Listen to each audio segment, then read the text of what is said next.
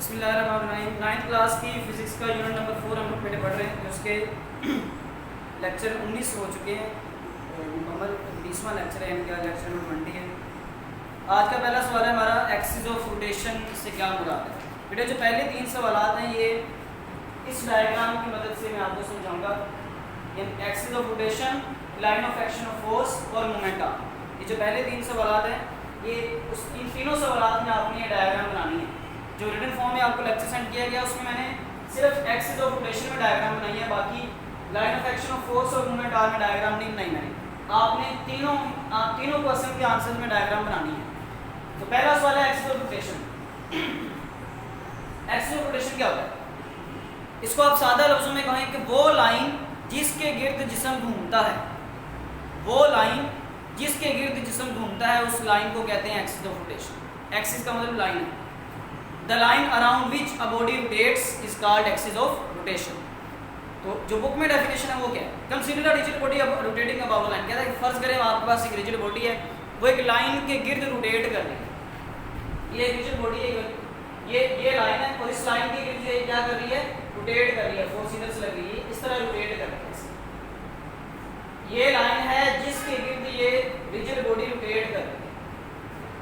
The particles of the body move in circles with their centers all lying on this line।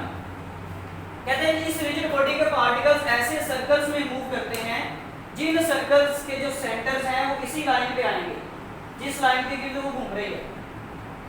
यानी जितने भी circles बनेंगे उन सब के सेंटर इसी लाइन पर आएंगे। इस लाइन को जिसके गिर्द जिस्म घूम रहा है, इस लाइन को कहते हैं एक्सिस ऑफ रोटेशन। अगला सवाल है line of action of force. बड़ी आसान सी तारीफ है। वो लाइन जिसकी सिमत में कोई फोर्स अमल करती है। फर्ज करें यहाँ पे ये फोर्स मैंने एरो से एफ फोर्स को जाहिर किया, तो फोर्स लग रही है इस डायरेक्शन में, यानी बी सी की डायरेक्शन में। तो वो लाइन जिसकी सिमत में फोर्स अमल करती है, the line along which a force acts is called line of action of force. तो यहाँ पे फोर्स लग रही है बी सी के अलोंग, बी सी की सिमत में, तो बी सी जो है क्या है? Line of action of force है। तीसरा सवाल मोमेंट आर्म। मोमेंट आर्म क्या बेटे? ये है एक्सिस ऑफ रोटेशन से, ये लाइन एक्सिस ऑफ रोटेशन है ए डैश।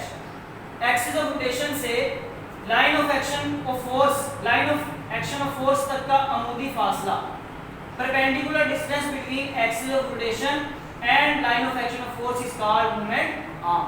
ये आपकी 3 तारीख। सवाल नंबर 4 हमारा है टॉर्क। बड़ा आम सवाल है। इसको टॉर्क भी कहते हैं या मोमेंट ऑफ फोर्स भी कहते हैं।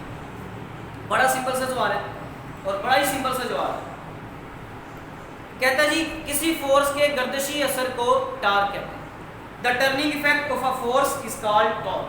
यानी जब कोई फोर्स किसी जिस्म के अंदर गर्दिशी असर पैदा करती है, यानी इसको घुमाती है, तो उस असर को टॉर्क कहते हैं। इसका फार्मूला क्या है जी? टा इज इक्वल टू, इसका सिंबल है टा, ये टी नहीं है, टा है, इसको ऐसे लिखा जाता है टा। थोड़ा सा इसको नीचे से आपने बेंड कर देना है। टा is equal to F multiplied by L। F क्या है जी? F फोर्स है और L क्या है? L है मूवमेंट आर्म। अभी हमने पढ़ा है एक्सिस ऑफ रोटेशन और लाइन ऑफ एक्शन फोर्स के दरमियान फासला। L मूवमेंट आर्म और F जो है फोर्स है। अब ये इसका यूनिट, F का फोर्स का यूनिट क्या होता है? न्यूटन। और मूवमेंट आर्म जो है ये फासला है, तो फासले का यूनिट मीटर है। तो बेटे टार्क का यूनिट क्या होगा? Newton metre. तो हमारा 5वां सवाल भी यही है कि टार्क का यूनिट यानी न्यूटन मीटर की तारीफ करें। बड़ी सिंपल सी तारीफ है।